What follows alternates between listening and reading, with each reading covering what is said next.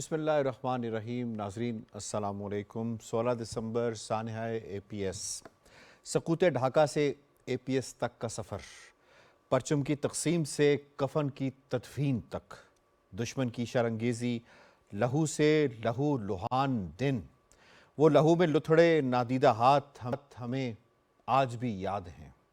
हमें आज भी याद है कि किस तरह 6 जहन्नमी कुत्तों ने हमारे 132 जिगर गोशों समेत 149 अफराद को हमसे छीन लिया। हमें आज भी याद है कि कौम जो उस वक्त सियासी इंतशार का, तकसीम का शिकार थी, किस तरह इस सानहे ने कौम को यकजा कर दिया। हमें आज भी याद है कि किस तरह पाक फौज और सिविलियन क़यादत ने कसीर जहती पॉलिसी अपनाई और जंगी इक़दामात के नतीजे में फौजी अदालतों से मुजरिमान को कैफरे किरदार तक और मास्टर माइंड को 2022 में जहन्नुम वासिल किया गया। हमें आज भी याद है कि प्लान भी बनाया गया, मगर उसके 20 नुकात पर पाकिस्तान की सरजमीन पाकिस्तान इस्तेमाल हो रही है। आज भी फौजी अदालतों पड़े हुए हैं। आज भी हमारे जख्म दिसंबर पाकिस्तान की तारीख का तारीख तरीन दिन, इसे इस दिन हमें हम इसमें से लगा है। इस पर जरा बात करेंगे कि क्या वजह है कि की जो लहर जो थम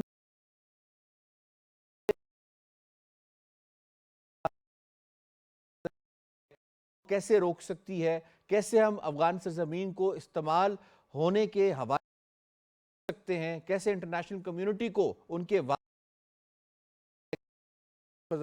सबसे पहले आज हमें ज्वाइन किया साहब ने, सज्जाद अनवर साहब, शाद अली साहब, आम को खुश आमदीद कहते हैं। सवाल होगा शनीला साहिबा आपसे। APS सानहे को 9 बरस बीत गए। दहशतगर्दी के खिलाफ जंग में पूरी कौम, अस्करी और सियासी क़यादत का मुत्तहिद होना कितना ज़रूरी है और अब तक हम इस अफरीद से जान क्यों नहीं छुड़ा पाए? यासिर, आज जो APS के सानहे का 9 साल हो चुके हुए हैं और मेरे ख्याल में ये वो सानहा है जिसके लिए जब हम बात करते हैं तो हम में से हर शख्स जो है वो दुखी हो जाता है कि किस तरह हमने अपने बच्चों की जो लाशें उठाई थी।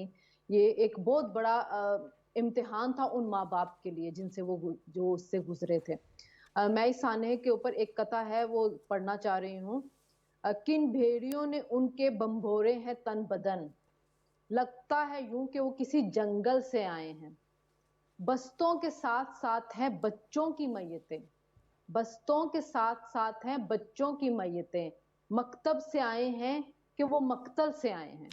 ये वो मतलब चीज थी जो हम सब लोगों ने उस दिन बर्दाश्त की और आज भी इस जंग के खिलाफ हम सब लड़ रहे हैं।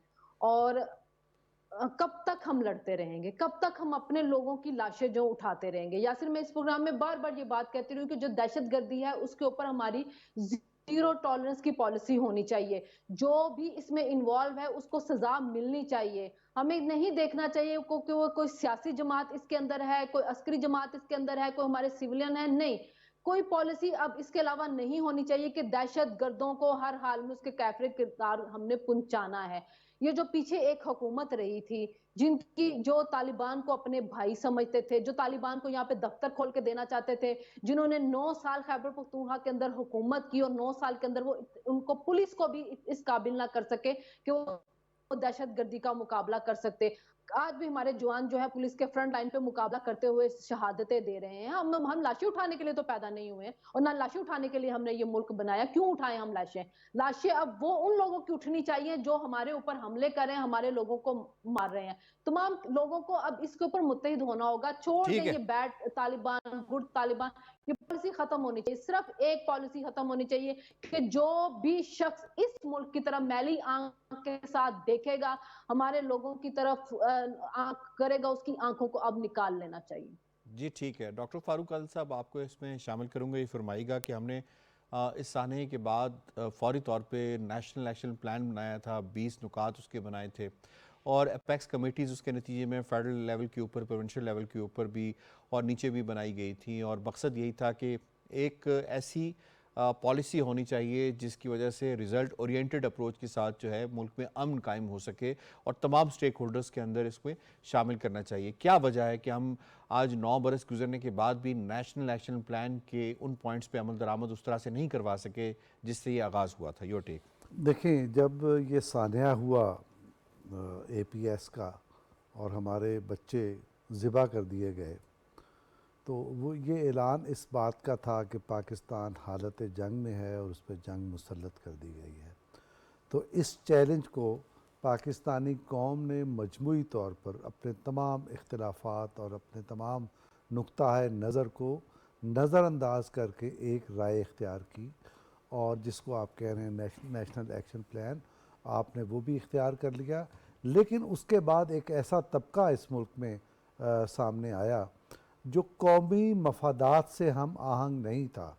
ये वही तबका था जिसकी तरफ अभी हमारी बहन शनीला इशारा कर रही थी, उस हुकूमत का जिक्र कर रही थी जिन्होंने तालिबान को भाई बनाया और एक पाकिस्तान को बिल्कुल यानी 90 दर्जे के डिग्री से उन्होंने दूसरी तरफ चला दिया। नतीजा ये निकला कि पाकिस्तान जो अमन कायम हो गया था, दहशत गर्दों की जो कमर टूट गई थी, वो सूरत हाल मुख्तलिफ हो गई और अब 2 दिन ही गुजरे हैं ना कि हमारे 23 जवान शहीद कर दिए गए और पै दर पै 2 हमले हुए, पै दर पै 2 दिन मुसलसल होते तो रहे। ये पाकिस्तान पे जंग मुसल्लत कर दी गई है। तो अब हमें इस जंग को कबूल करके इसको रिटेलिएट करना है, इसका जवाब देना है।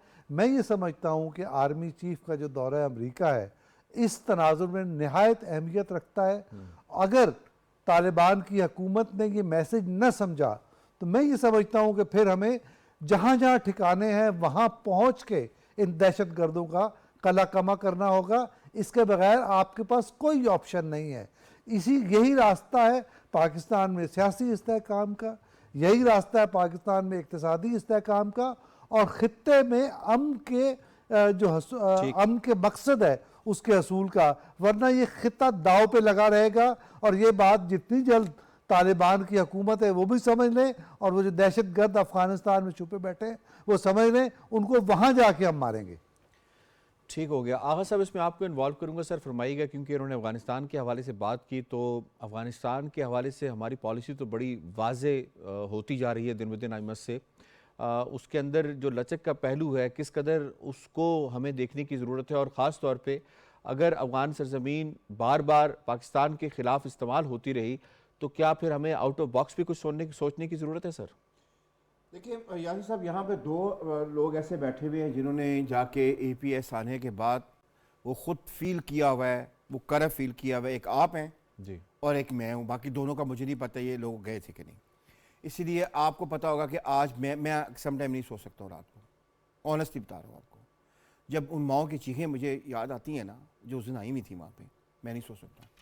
आपकी भी मेरे ख्याल में यही हालत होगी। जी, ये होने के बाद जिसके बच्चे हैं जी उसको तकलीफ रिलेटेड है कि मेरी वाइफ के शागिर्द उसमें शहीद हो गए हैं, तो ये हमारे घर का सान्या है।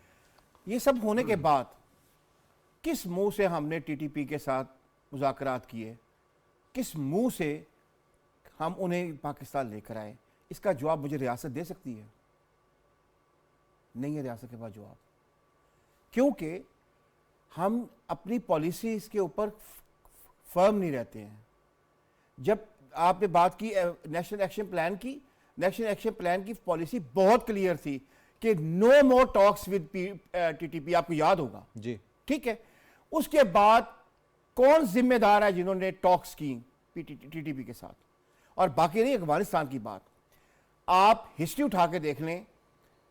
अगर आप बहुत पहले जाना चाहते हो तो 1919 में चले जाते हैं, जब एक मूवमेंट चली थी और जो मुसलमान अफगानिस्तान से क्रॉस करके जा रहे थे वहां की फसलों में पानी छोड़ दिया गया, जबकि टेम्परेचर -10 था और वो जम गए। वहां से शुरू हों, 1964 पे आ जाएं, क्या हमारे पाकिस्तान के ऊपर टैंकों पे हमले नहीं करवाए गए? 1967 में आ जाए, क्या हमारी सरहदों के ऊपर टैंक लेकर आके फायरिंग नहीं करवाई गई? क्या नहीं कराया गया हमारे साथ? ये हम ही हैं कि हमारा एक स्पेक्ट्रम ही जो है ना वो ये है कि हम अफगानिस्तान के लिए जिंदा हैं। ये पाकिस्तान हमें बनाया अफगानिस्तान के लिए था। आपने बिल्कुल ठीक कहा है। अब कहीं आके 75 साल के जख्म सहने के बाद, जिसके बीच में एपीएस का मत भूलो बस समझो हमने बुला दिया, हमने नहीं बुलाया। अब आके क्लैरिटी हुई है कि हमने पाकिस्तान के लिए सोचना है, पाकिस्तान के लिए करना है। लेकिन वही बात है, कोई किसी ना किसी को जिम्मेदार ठहराया जाए। हमारी प्रॉब्लम यह है कि हम कहते हैं मिट्टी पाओ, आगे चलो। मैं कभी माफ नहीं करूंगा उन लोगों को जिन्होंने एपीएस के बाद टीटीपी के साथ फिर से मुज़ाकरात किए, और आज मेरे जवान, मेरे बच्चे शहीद हो रहे हैं ना। 24 की इन्होंने बात की, उससे पहले इन्होंने अटैक किया मियां वाली, शुक्र अल्हम्दुलिल्लाह के उसको हमने, उससे पहले ग्वादर में अटैक। 40 दिनों में, मैं आखिरी 40 दिनों में 3 मैसिव अटैक हुए हैं हमारी इंस्टॉलेशन के ऊपर। ठीक हो गया। सजाद साहब, आपको इसमें इन्वॉल्व करूंगा सर। फरमाइएगा, ये जो दायरों का सफ़र है, इससे हम कब बाहर निकलेंगे और कब हम एक हाईवे के सफ़र के ऊपर गामजन होंगे कि हम एक चीज़ अचीव कर लेते हैं, अमन भी हासिल हो जाता है, दहशतगर्दों की कमर भी टूट जाती है, फिर अचानक से कुछ ऐसा फैसला सामने आता है कि जी हमने 40,000 से ज़ायद लोगों को पाकिस्तान में ला बसाया है, फिर उन्हीं से फिर हम हमले भी हमारे ऊपर करवाए जाते हैं। तो अब एक स्टेटेड क्लियर पॉलिसी अपनाने की ज़रूरत नहीं है कि हमें कुछ भी हो जाए, इनसे मुज़ाकरात नहीं कर सकते हम, इन्होंने हमारे बच्चों को मारा है।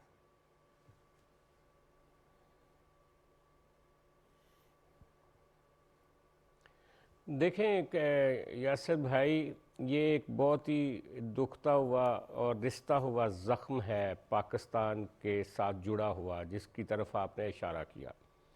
ये कोई एपीएस के सानहे से नुमाया नहीं होता, ये कोई श्रीलंका की टीम पर हमले से वाज़े नहीं होता, ये मामला मैरियट पर अटैक से नहीं साबित होता, ये बेनज़ीर भुट्टो की शहादत से नहीं। ये हमारी ज़िंदगी, हमारी तारीख़ के साथ जुड़े हुए ज़ख्म हैं जिनसे हम अभी तक छुटकारा हासिल नहीं कर सके। सियासी रहनुमाओं ने 80 की दहाई में ही कह दिया था कि पाकिस्तान का जिधर रुख मोड़ा जा रहा है ये बड़ा तबाहकुन होगा। मोहतरमा बेनज़ीर भुट्टो के 90 की दहाई के शुरू के इंटरव्यूज़ देख लें, वो तालिबानाइजेशन और ये जो एक्सट्रीमिज़म थी उसके ख़िलाफ़ बात कर रही थी। वो उस वक्त भी बात कर रही थी कि हमें इधर यहाँ से निकलना है। वो जिस दिन शहीद हुई उस दिन भी उन्होंने तकरीर की कि मुझे सवात खाली करवाना है इन दहशतगर्दों से। तो अलमिया क्या है कि हमने अफ़गानिस्तान की पॉलिसी हो या दहशतगर्दों के ख़िलाफ़ पॉलिसी हो, उसमें बहुत सारे ग्रे एरियाज़ हमेशा से रहे हैं और अनफॉर्चुनेटली अभी भी हैं। अल्लाह करे कि क्लैरिटी आ जाए। पाकिस्तान का आइन, पाकिस्तान की डेमोक्रेसी, पाकिस्तान के लोगों का अमन जो है, जब तक हमारी पहली प्रायोरिटी नहीं बनेगा, आइन, डेमोक्रेसी और लोगों के अमन के दुश्मन जो लोग हैं, जब तक वो हम उनको अपना दुश्मन डिक्लेयर नहीं करेंगे, पाकिस्तान एक कदम भी आगे नहीं बढ़ सकता। हमने रेडिकलाइजेशन के सेंटर्स भी बनाए हैं, लेकिन अनफॉर्चुनेटली पाकिस्तान के अंदर ऐसे अदारे, तालीमी अदारे मौजूद हैं जो उन लोगों के जहन के साथ मुतफ़िक हैं, जो जहन अफ़गानिस्तान में बैठा पाकिस्तान के साथ तखरीबकारी करता है। हमने उनके ख़िलाफ़ कोई अभी तक लाया अमल तय नहीं किया। ये जो अभी रिसेंटली वाक़या हुआ है, ख़ास तौर पे कोहिस्तान वाला, पाकिस्तान के अंदर कुछ पॉकेट्स ऐसी हैं जहाँ पे ये जो एक्सट्रीमिज़म है और इंतहा पसंदी है वो बहुत बुरी तरह फैल रही है। हमने वहाँ पे अदारे नहीं बनाए उन इलाकों में। आप ये देखें कि हमें बहुत कुछ करने की ज़रूरत है। हम अपने शहीदों की लाशें उठाते हैं, सिपाहियों की, तो हम सोचते हैं कि ये दहशतगर्द हमारे दुश्मन है, लेकिन हमें सोचना चाहिए कि उस दहशतगर्दी को जहां से ये जन्म लेती जो सोच है, जब तक हम उसके ऊपर नहीं जाएंगे और जब तक अपनी डेमोक्रेसी, अपनी डाइवर्सिटी, अपने मुल्क के आइन की हिफाजत नहीं करेंगे, पाकिस्तान आगे नहीं बढ़ सकता। ठीक है, पॉइंट आ गया आपका। मैं इसमें शामिल करूंगा। नौशाद साहब, आपको फरमाइएगा, फ़ौजी अदालतों के हवाले से जी बड़ी बहस हुई कि फ़ौजी अदालतों को नहीं होना चाहिए, और एक फ़ैसला भी आया जिसमें फ़ौजी अदालतों को काम करने से रोक दिया गया। अब ये मामला रिव्यू में है और फिर से फ़ौजी अदालतों को काम करने की इजाज़त दे दी गई है। ये कितना ज़रूरी है कि इस वक्त पाकिस्तान में हालात चल रहे हैं, इसमें इस तरह का एक एक्सक्लूसिव सेटअप होना चाहिए, और ये कोई ऐसा भी नहीं है कि पाकिस्तान के लिए मखसूस है, बल्कि जितनी भी आप डेवलपिंग वर्ल्ड या डेवलप वर्ल्ड में देखें तो वहाँ पे भी ये काम कर रही हैं फौजी अदालतों पे। डोंट यू थिंक कि दिस इज हाई टाइम, कोई बहस नहीं होनी चाहिए, इनको काम करने दें? मेरा तो ख्याल है कि इसके ऊपर यकीनन कोई बहस हो ही नहीं सकती, क्योंकि देखिए दहशतगर्दी के मामले पे तो हम लोग बहुत क्लियर थे। मुझे याद है ये नेशनल इलेक्शन प्लान की जब बात हुई, ये जिस सियासी जमात की बात की जा रही है ये भी उसका हिस्सा थी। उसके बावजूद इसने उस पॉलिसी को तब्दील किया। बेसिकली मेरी नजर में वो रियासत नहीं, हुकूमत ने पॉलिसी तब्दील की थी, क्योंकि जिन साहब की हम बात कर रहे हैं वो उनके बारे में तो तालिबान खान भी उन्हें कहा जाता रहा, क्योंकि उनकी हमदर्दियां थीं, जिसकी वजह से ये पॉलिसी में तब्दीली आई। उन्होंने आहिस्ता आहिस्ता इस पॉलिसी को तब्दील किया। उनके स्टेटेड जुमले थे, ये हमारे अपने लोग हैं, इनके खिलाफ गोरा 100 साल लड़ता रहा लेकिन कुछ ना कर सका, आप इनसे नहीं लड़ सकते। ये 3 जुमले वो अक्सर कहा करते थे। हाँ जी, और कुछ रियासती अनासर ने उनके साथ मिलके अपनी किसी जाती मुफाद के लिए कह लीजिए या किसी और मुफाद के लिए मिलके उनको उनके हाथ मजबूत किए और उन्हें ये पॉलिसी तब्दील करने में मदद दी। आप ये देखिए कि अगर रियासत का मामला होता तो शायद मे बी कि हम उसके फौरन बाद उसको इतनी तेजी से तब्दील करने की पोजीशन में ना होते, लेकिन ये उस हुकूमत के जाते ही फौरी तौर पे पॉलिसी में तब्दीली लाई गई और हमने फिर जीरो टॉलरेंस पॉलिसी पे आ गए जहां हम पहले मौजूद थे। सो मैं जाती तौर पर यह समझता हूं कि ये जिस तकसीम की आपने बात की थी वो तकसीम सोचे समझे मंसूबे के तहत पाकिस्तान में बनाई गई। उस वक्त भी बनाई जा रही थी जब सानिया एपीएस हुआ था, और आज हम जब 9 साल बाद देखते हैं, जब हम पीछे मुड़ के देखते हैं तो हमें नजर आता है कि इसके अंदर फौजी अदालतों का सर कायम रहना कितना जरूरी है? जी देखिए, मिलिट्री कोर्ट्स के कायम किए बगैर आप दहशतगर्दों को सजाएं दे ही नहीं सकते। आप अगर अपने पुराने सिस्टम के तहत या अदलिया के निजाम के तहत चलते रहेंगे तो उनमें से बहुत सारे ऐसे हैं जो वक्त के साथ साथ एडवांटेज लेंगे और एडवांटेज लेने के बाद उनका मामला चलता रहेगा। ये तो अब आप जब उनके हाथ काटते हैं, जब उन्हें जो फंदे में लटकाते हैं, तो फिर उसके जरिए आप उनका जो नेटवर्क है उसको आगे काम करने से रोकते हैं, वो उनकी एग्जिस्टेंस को खत्म करते हैं। और सजा देना जरूरी है, उसको मिसाल बनाया जाना जरूरी है, क्योंकि दहशतगर्दी के बारे में तो दुनिया का कोई मुल्क जीरो टॉलरेंस पॉलिसी के अलावा और कोई पॉलिसी हो ही नहीं सकती। पॉइंट आ गया सर आपका। इसके अलावा पॉलिसी कैसे जी, डॉक्टर ताहिर नहीं, मलिक साहब आपको इसमें शामिल करूंगा, ये फरमाइएगा। इसमें एक किरदार था आईपीएस में, प्रिंसिपल शहीद ताहिरा काजी साहिबा, जो उन्होंने किरदार उसमें अदा किया। उनको एक मौका था कि वो छोड़ सकती थी, लेकिन वो दहशतगर्दों और बच्चों के दरमियान एक दीवार बनी रही। ये क्या कैरेक्टर शो करता है, ख़ासतौर पे एक मौल्लिम का, मौल्लिमा का, कि कितना आज भी वो असातिज़ा हमारे दरमियान मौजूद हैं जो हमारे लिए मशअल राह है। Your take sir. एक तो दहशतगर्दी का हमला था, काबिल मज़म्मत है। दूसरा वो इल्म के हसूल के लिए आए हुए बच्चों, असातिज़ा और एक तालीमी इदारे पे हमला था, तो वो इल्म पे भी हमला था। इसीलिए फिर अब वो ISPR ने कैंपेन भी की कि दुश्मन के बच्चों को पढ़ाना है। तो ये जो एक मकरूह तरीन जो हमला हुआ, जो एक जहालत के मंबा दहशतगर्दी की वजह से हुआ, और वहाँ एक टीचर का करैक्टर देखें तो आपको याद होगा कि नसीरुल्लाह बाबर जब थे वज़ीर दाखिला, तो इसी तरह के दहशतगर्द एक बस अगवा करके ले आए। तो जब वो टीवी पे वो चला मामला कि वो स्कूल के बच्चों की पेशावर इसकी बस है मर्दान नौशहरा की, तो वो जो टीचर थे घर, उन्होंने खबरों में देखा और वो वैगन में बैठ के आ गए।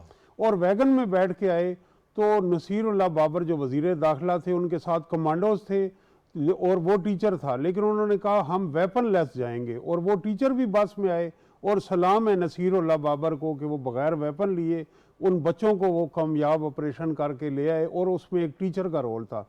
इस वाक़े में भी एक वो जो मैडम ताहिरा हैं, उन्होंने जो हर तरह की कुर्बानी दे के अपने इदारे को बचाया, और वो जान की कुर्बानी दे दी, इससे बड़ी क्या कुर्बानी तारीख में अमर हो गई। इसी तरह सर्वाइवर्स में एक बच्चा था जिसकी बाद में क्राफ्टिंग हुई, बहुत सारे डिसेबल, उनमें से एक बच्चा है अहमद नवाज, इस वक्त ऑक्सफोर्ड यूनिवर्सिटी में पढ़ रहा है।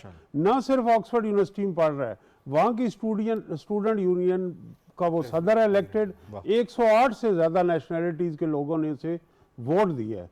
तो ये वो पाकिस्तान के हमारी कौम की रेजिलियंस का, किस जगह से वो बच्चा उठ के आया और कहां पहुंच गया। तो 16 दिसंबर हमें कौम की रेजिलियंस भी बहती है करके याद दिलाते हैं। मुज़ाहमत की एक तारीख है, लेकिन मैं साथ ये सवाल भी उठाना चाहूँगा कि 16 दिसंबर के बाद फिर डॉन लीग भी हुआ, फिर फैज़ाबाद धरना भी हुआ, और आखिर में जड़ावाला का वाक़या भी हुआ।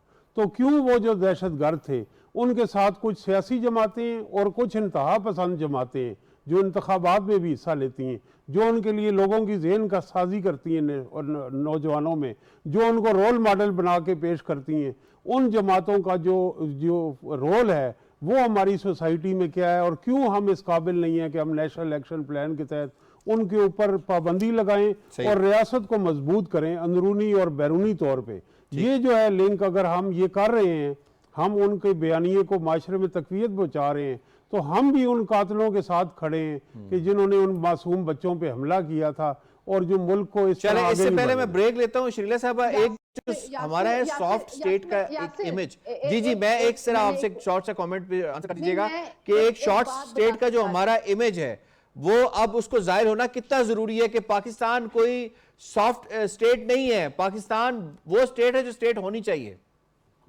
यासिर, मैं एक बात करना चाह रही थी कि जो भी नसीरुल्लाह बाबर साहब का जिक्र हुआ कि वो बस के अंदर एक उस्ताद को लेके गए थे, वो मेरे फादर इन लॉ थे, उन्होंने उनको वो फारसी बोलते थे तो उनको लेके गए थे उन दहशतगर्दों के साथ बात करने के लिए। अकीदत पेश करते हैं जी हम प्रोफेसर साहब को। जैसे ही वो बाहर निकले थे तो उसको फौरन बाद कमांडोज ने वहां पे अटैक कर दिया था। देखें, आपका जो सवाल है कि हमें अब तमाम लोगों को मुत्तहिद होकर जब एक पेज के ऊपर आएंगे, सॉफ्ट स्टेट जो पाकिस्तान का है ना, जो जिसका दिल आए दीवार से कूदना चाहे वो दीवार से कूद के आ जाए, जिसका दिल आए वो दरवाजे से कोई ना आए, तो अब वो जो इमेज है वो अब उसको जाहिर करना कितना जरूरी है। यही तो मैं कह रही हूँ कि इस इमेज को जायल करना बहुत ज्यादा जरूरी हो चुका हुआ है, और उसी के लिए हम सब ऐसी पॉलिसी बनानी होगी जिसपे सब मुत्तहिद हो और दुनिया को ये मैसेज आए कि भाई नो मोर। ठीक पॉइंट आ गया आपका जी। यहाँ पे लेना है ब्रेक से जब वापस आएंगे तो दूसरे मौजू को प्रोग्राम का हिस्सा बनाएंगे। अहम मौजू है, साथ रहेगा।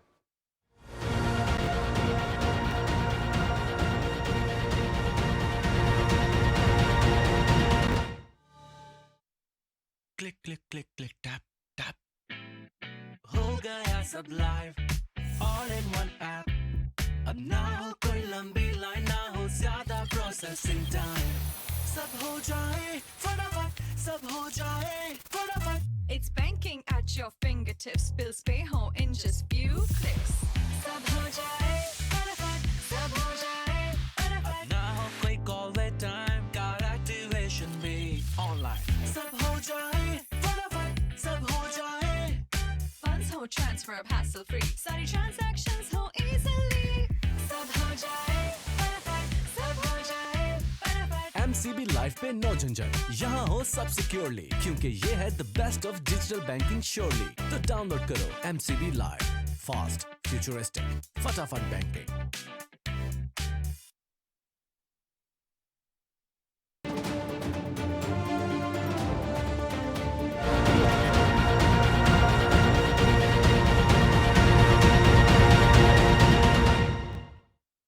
वेलकम बैक जी। इससे पहले मैं दूसरा मौजू शामिल करूं, एक बच्चा था जो हमारा हीरो है एतजाज़, जिसने हंगू में खुदकुश हमला आवर को जिस तरीके से दबोचा, पकड़ा और उसने अपनी जान दे दी, लेकिन उसने पूरे स्कूल के बच्चों की जान बचा दी। उसको भी हम खिराज अक़ीदत पेश करते हैं। दूसरे मौजू की जानिब जनाब बढ़ेंगे। दूसरा मौजू है 8 फरवरी के इंतखाबात के हवाले से। मामला ठीक चल रहा था जनाब, जो आरओज़ हैं, DROज़, उनकी ट्रेनिंग भी जारी थी। फिर अचानक से एक पटिशन जो है वो लाहौर हाई कोर्ट में, पेशावर में और सिंध में जो है वो पैरेलल वो PTI की जानिब से वो दायर की गई, और फिर लाहौर हाई कोर्ट का एक फ़ैसला आया जिसके अंदर वो DROज़ और ROज़ की जो ट्रेनिंग है, क्योंकि ये इंतज़ामिया से DROज़ और ROज़ लिए गए हैं, उनकी ट्रेनिंग को जो है वो मुअत्तल कर दिया गया। और उसके बाद फिर ये मामला फिर इतनी हिजानी कैफियत मुल्क के अंदर पैदा हो गई कि ये सवालात उठने लगे कि क्या वाकई 8 फरवरी के इंतखाबात होने हैं या नहीं होने। इस पर फिर चीफ़ इलेक्शन कमिश्नर और ने मुलाकात की सुप्रीम कोर्ट के चीफ जस्टिस साहब से, और उसके बाद फिर जो फैसला बाद में आया उस फैसले ने फ़िज़ा को बिल्कुल क्लियर कर दिया। अब क्लियर ऐसे कर दिया कि जनाब 8 फरवरी को ही इंतखाबात होने हैं। इलेक्शन कमीशन ने इलेक्शन शेड्यूल जारी कर दिया है, और ख़ास तौर पे जिन साहब ने पटिशन दायर की थी, उन साहब उमैर नियाज़ी साहब जो हैं, उनके ख़िलाफ़ जो है वो उनको भी नोटिस जारी कर दिया गया है तौहीन अदालत का। अब मामला ये है कि ये इस तरह की नौबत क्यों आई और बिलखुसूस जरदारी साहब और JUI फे उनकी जानिब से 8-10 दिन के डिले के हवाले से बात क्यों सामने की जाती रही, इस पर यकीनन इस टॉपिक पे हम बात करेंगे और ये देखने की कोशिश करेंगे क्यों इस तरह का इबहम पैदा किया जाता रहा जब सब चीज़ें क्लियर होती थी। सवाल होगा शनीला साहिबा आपसे, ये फरमाई गई जो पिछले 2-3 दिनों के अंदर हम हिजानी कैफियत जो है वो देख रहे थे, इसको किस हद तक सुप्रीम कोर्ट ने और इलेक्शन कमीशन के आज के शेड्यूल ने क्लियर कर दिया है? क्या अब भी कोई इबहम बाकी है? सर, इबहम तो तब ही नहीं होना चाहिए था जब जस्टिस काजी फायज ईसा साहब ने एक डेट जो थी वो इलेक्शन कमीशन और सदर ममलिकत के साथ मिलकर फिक्स कर दी थी और तमाम सियासी जमातें जो थी उन कुछ की इलेक्शन कैंपेन स्टार्ट हो गई थी। कुछ एक जो नवाज लीग थी उनका पार्लियामानी बोर्ड का रोजाना इजलास होना शुरू हो गया था जिसके अंदर टिकटों के फैसले हुए, लेकिन एक जमात है PTI, उनमें कुछ प्रॉब्लम्स चल रहे हैं। एक तो प्रॉब्लम उनका ये कि उनके जो साबिक चेयरमैन है वो जेल के अंदर हैं, उन्होंने एक चेयरमैन तो बना दिया ताकि वो इलेक्शन कमीशन में इलेक्शन चला जाए उनका और उनका जो निशान है वो उनसे ना छीना जाए, लेकिन वो एक इनसिक्योरिटी के शिकार शख्स हैं और नहीं चाहते कि इलेक्शन जो है वो उनकी गैर मौजूदगी में हो जाए। तो उनका ये था कि इलेक्शन डिले हो जाए ताकि मैं उस वक्त तक अगर केसेस से बरी हो जाऊं या जमानत हो जाए, मैं बाहर आ जाऊं, मैं कैंपेन चला सकूं। इसी वजह से ये लोग लाहौर हाई कोर्ट के अंदर गए, वहां पे जाके DRS का जो था उसको चैलेंज किया। हालांकि 2013 में जब इलेक्शन हुए थे और उसमें जुडिशियल स्टाफ आया था तब इन्होंने इतने ज्यादा इल्जामात लगाए थे उस वक्त के चीफ जस्टिस के ऊपर कि इस जुडिशरी जो थी वो अब घबरा गई, उन्होंने कहा कि हमने अपने लोग नहीं देने। फिर 2018 के अंदर कुछ जुडिशरी के भी लोग थे और कुछ DROs भी थे, लेकिन इस वक्त स्पेसिफिकली उसको टारगेट करने का मकसद सिर्फ यही था कि किसी तरह इस इलेक्शन को हम डिले करवाएं। PTI का ये वतीरा है कि जो काम वो खुद कर रहे होते हैं उसका दूसरे पे इल्जाम लगाते हैं, इल्जाम दूसरों पे लगाते हैं कि वो इलेक्शन नहीं चाहते, वो इलेक्शन रुकवाना चाह रहे हैं, वो इलेक्शन को लेट करें, जबकि इलेक्शन जब होने जा रहे हैं तो उसको रुकवाने की साजिश इन्होंने खुद की। अब कल चीफ जस्टिस साहब ने जिस तरह क्लियरली सब कुछ तो ये बताएं कि JUI फे और जरदारी साहब जो है उनको किसने कहा था कि वो भी 8-10 दिन की डिले के हवाले से बात करें? देखिए, जो मौलाना फजल रहमान साहब बात कर रहे थे वो मौसम को लेके बात कर रहे थे, लेकिन बात करने में और अमली काम करने में फर्क तो होता है ना। उन्होंने तो सिर्फ कह दिया कि अगर डिले हो जाएंगे तो कोई मजायका नहीं, लेकिन वो रुकवाने तो नहीं गए, इन्होंने तो प्रैक्टिकली रुकवाने की कोशिश की है। तो दोनों चीजों में फर्क है। और यहाँ बड़ा इंपॉर्टेंट है कि ये वही PTI थी जो इलेक्शन की डेट लेने के लिए जिसने पिटीशन सुप्रीम कोर्ट में दी थी। मैं इस पे डॉक्टर साहब कल चीफ जस्टिस साहब ने यही बात कही थी हेयरिंग के दरमियान। पॉइंट आ गया। डॉक्टर फारूक आदिल साहब ये फरमाइएगा सर कि खुद बैरिस्टर अली जफर ये तस्लीम करते हैं कि जी जो PTI के हवाले से इम्प्रेशन एक है मार्केट के अंदर कि जी PTI इलेक्शन रुकवाना चाहती है, ये किसी हद तक दुरुस्त है। इससे क्या जाहिर होता है कि PTI के अंदर तकसीम बहुत ज़्यादा हो चुकी हुई है, धड़ेबंदी बहुत बन चुकी हुई है, या उनके पास कोई बंदा ही नहीं है जिसको उन्होंने खड़ा करना है, इसलिए वो चाह रहे हैं डिले हो तो बेहतर है? ये जो बात आप कह रहे हैं ये सारी बातें दुरुस्त हैं। एक तो ये कि इस वाक़े से ये हमें मालूम हो गया कि बैरिस्टर अली ज़फ़र उस हायरार्की का हिस्सा नहीं है जिसमें फ़ैसले होते हैं। अगर होते तो फिर बैरिस्टर अली ज़फ़र से या हामिद ख़ान से कौन बेहतर था जिसे पार्टी की क़यादत दी जाती। तो एक नामालूम आदमी को, एक पिछली सफ़ों के एक आदमी को क़यादत दे दी गई है। वही इनसिक्योरिटी का अमल जिसका जिक्र उस्मान बुज़दार मॉडल, बिल्कुल उस्मान बुज़दार 2। एक तो ये पहलू है। दूसरा जो समझ में आ रही है स्ट्रेटजी PTI की, वो ये है कि वो चाहते ये हैं कि उतने अरसे तक कम अज़ कम अगले साल 1.5 साल तक जब तक काजी फायज ईसा अपने मनसब पर हैं उस वक्त तक इलेक्शन ना होने दिए जाएं।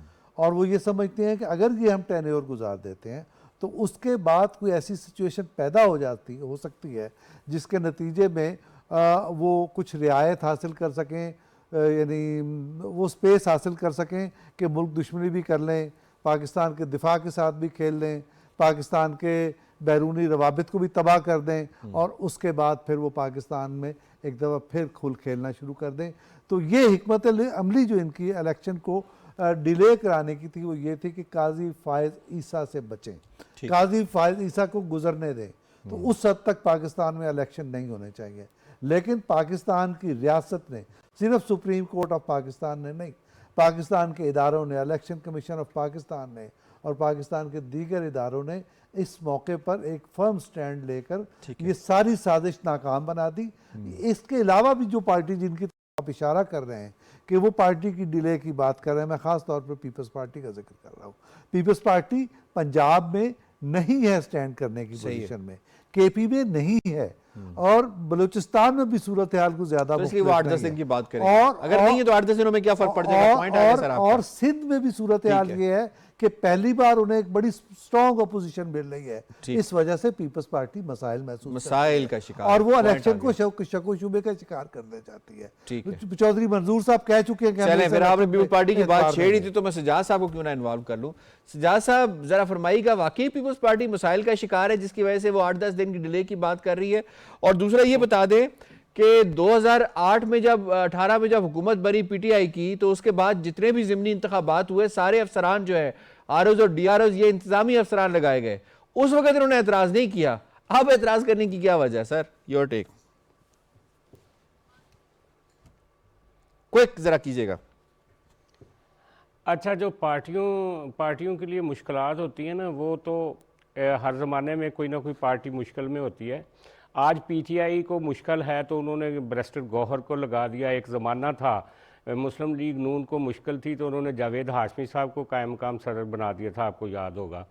तो मुश्किलात तो सारी पार्टियों को रहती है, और आज तो आईपीपी ने कह दिया जी कि हमें या मुश्किलात के मतलब तो नहीं है ना, अब आप इंतखाबात मुस्लिम लीग नून पंजाब में, या फिर हम इसके अलावा हम, तो मुश्किलात तो सारी पार्टियों की होती है, इसको छोड़ दें।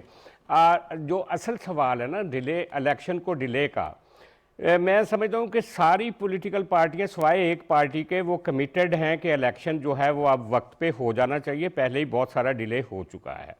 तो ये काजी फायद साहब ने बड़ा अच्छा फैसला किया रात, और उन्होंने क्लैरिटी के साथ सारी चीज़ें तय कर दी हैं। और पीटीआई के ऊपर भी ये इल्ज़ाम के वो जमहूरियत को डिरेल करना चाह रहे हैं। मेरा ख्याल है उन्होंने तो डीआरओज़ वगैरह के बारे में एक एतराज़ उठाया था। अगर हाई कोर्ट के जज साहब उस पर स्टे ऑर्डर ना देते तो इस तरह का मसला भी क्रिएट नहीं होना था। तो मेरा ख्याल है कि ये इशू काफ़ी सीरियस हो गया था, उस सीरियस हो गया, ठीक है, सीरियस हो गया। पॉइंट आ गया सर, आपका पॉइंट आ गया। मुझे जी शामिल करना है नौशाद साहब, आपको सर फरमाइएगा कि ये वाकई 8 फरवरी तक मामला क्लियर हो गया, अब कोई इशू नहीं होगा, मतलब अब मामला सारे ठीक है?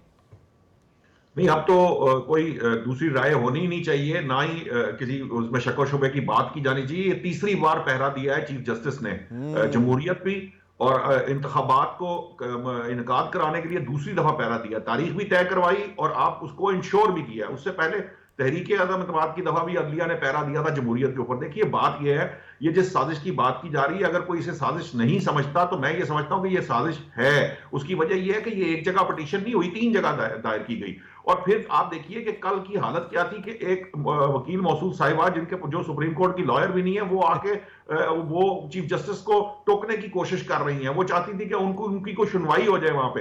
वो कैसे आउट ऑफ डेकोरम जी आउट ऑफ डेकोरम, ठीक है जी आउट ऑफ डेकोरम, मतलब ये हालत ये है। और मैं आपको बताऊं, ये साजिश आज की नहीं है। मैंने आपको कहा है कि मुआशरे की तकसीम करने की साजिश की गई। ये अभी डॉक्टर फारूक साहब ने हवाला दिया है कि खारजा ताल्लुकात खराब करने की कोशिश की गई, दहशतगर्दी के खिलाफ पॉलिसी की वो उसकी साजिश की गई। हमारे यहाँ ये जो एक जो तहरीक इंसाफ है, उसने बारहा मुख्तलिफ मौके पे साजिशें की और मुसलसल साजिशें करते चले आ रहे हैं। आपने साजिश की बात की, मैं आगा साहब को इसमें इन्वॉल्व करूंगा। आगा साहब फरमाइएगा, वाकई सर को मुनज़्ज़म साजिश थी या वैसे ही उन्होंने कहा जरा पिटीशन दायर कर देते हैं, और वाकई जेन्युइन कंसर्न था जुडिशियल ऑफिसर्स को लगाने का? नहीं, मैं आपके प्रोग्राम में बात कर चुका हूँ कि याद आपको मैंने कहा था कि एम्पिरिकल डाटा बताता है कि पीटीआई इलेक्शन नहीं चाहती है, वो भागेगी इलेक्शन से, और आखिरी दिनों में भागेगी। तो वो पहले ही भागना शुरू हो गए। उसके रीजंस हैं, बिल्कुल साजिश है, मैं तो कहता हूँ साजिश है। उसकी मैं एक छोटी सी रीजन बताता हूँ, टाइम बहुत कम है। सिर्फ इलेक्शन डे पे, क्योंकि पीटीआई एक हायरार्किकल पार्टी नहीं है, टोटल कोलैप्स हो चुकी हुई, और वो पहले भी नहीं थी। 2018 में भी जो काम मैं बताने लगा उन्होंने नहीं किए थे, किसी और ने किए थे उनके लिए। 8 लाख वोटर्स ने किए थे। बात ये है कि एक जो पोलिंग डे है ना, पोलिंग डे, ये 2018 के मैं आपको कमेंट्स अपना इंफॉर्मेशन दे रहा हूँ, थोड़ा सा ऊपर नीचे होंगी। तो सिर्फ पोलिंग डे पे पीटीआई को कितने लोग चाहिए? 85,600 पोलिंग स्टेशन हैं, 85,600 पोलिंग स्टेशन। उसमें 2,55,000 पोलिंग बूथ हैं। हर पोलिंग बूथ पे कम से कम आपको एक बंदा अपना रखना पड़ता है जी, ठीक है। तो 2,55,000 तो उनको ये बंदे चाहिए। उसके अलावा 577 नशिस्तें बनती हैं कमोबेश, अब सही है। ऊपर नीचे हुई होंगी पूरे अपना प्रोविंसेस टिकट देने हैं उनको, सही है। इनके पास वो बंदे नहीं, ये 566 बंदे होते तो ये इलेक्शन ना प्रॉपरली करवा लेते, जी सही उस है। दिन ना इकट्ठे करवा लेते। इनके पास तो उस दिन भी 577 बंदे नहीं थे, ठीक ये है। इलेक्शन कैसे करवा के चले। जा सकती हैं? ठीक, पॉइंट आ गया सर।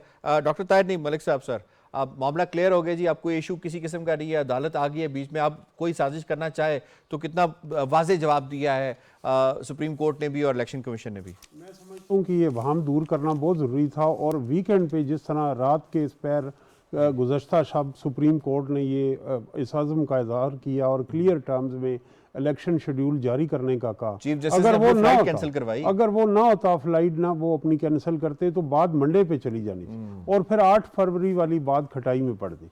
तो अब जब हम ये सारे मसाइल पीटीआई जो हैं वो फ़ज़ाइल और मसाइल बयान कर चुके हैं, तो एक छोटी सी अर्ज़ इलेक्शन कमीशन के लिए कि 171 हमें चाहिए रिटर्निंग ऑफिसर। वो रिटर्निंग ऑफिसर डिस्ट्रिक्ट जो आपके इलेक्शन ऑफिसर हैं वो क्यों नहीं हो सकते? वो इलेक्शन कमीशन में काम करते हैं, उन्हें ट्रेनिंग की भी जरूरत नहीं।